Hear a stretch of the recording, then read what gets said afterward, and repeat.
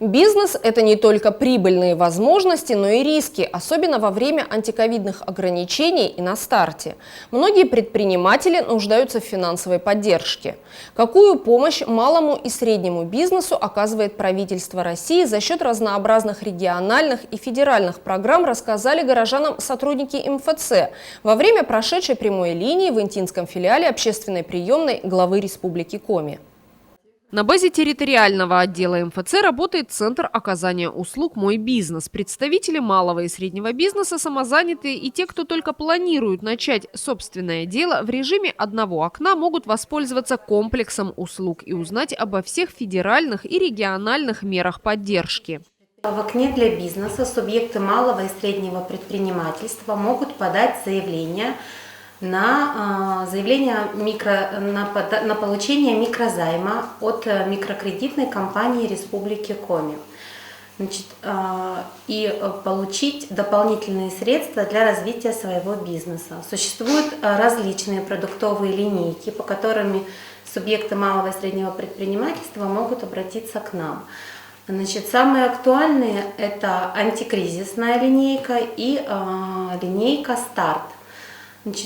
Субъекты среднего и малого предпринимательства для того, чтобы подать заявление, должны быть зарегистрированы в налоговом органе в течение месяца и обратиться к нам после этого с подачей заявления. Представители малого и среднего бизнеса могут получить деньги на различные цели. Процентные ставки по микрозаймам зависят от программ микрофинансирования. В рамках реализации национального проекта «Малое и среднее предпринимательство» и поддержка индивидуальной предпринимательской инициативы в прошлом году интинцы оформили в МФЦ более 10 заявлений в микрокредитную компанию Республики Коми на получение займа. Все линейки, они целевые, то есть определенная линейка дается на определенные средства. То есть если антикризис, это берется для пополнения оборотных средств, для выплаты налогов, для выплаты заработной платы.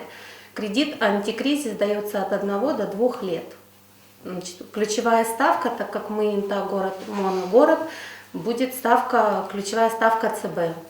Предприниматель может самостоятельно собрать необходимый пакет документов и, минуя МФЦ, подать заявление в микрокредитную компанию Республики Коми на получение денег. Но в любом случае договор будет заключаться только в Сыктывкаре. В конце прошлого года более 20 интинских предпринимателей, бизнес которых пострадал во время антиковидных ограничений, смогли получить республиканские субсидии.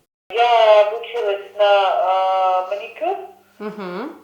На гель-лаке, да, и хотела бы заниматься на дому пока. Мне сказали знакомые мои, с кем я обучалась, что достаточно самозанятость открыть. Можно ИП не открывать. Вот, может, вы проконсультируете, в чем разница, и там говорят, и налоги меньше самозанятости. И если открыть, то какая ставка налоговая будет, если ИП открыть? Да, все правильно. Ваш АКВЭД подходит и для, ваш вид деятельности подходит для того, чтобы вы открыли и ИП, и также можно вам зарегистрироваться на платформе, есть такая, да, где регистрируются самозанятые. Самозанятые, да, налог там, сейчас точно не могу вам сказать, там по налоговой ставке вы будете платить, конечно, меньше. Но в самозанятых есть одно «но». Так как мы проживаем на территории Республики Коми, если вы регистрируетесь на этой платформе, вам не идет северный стаж.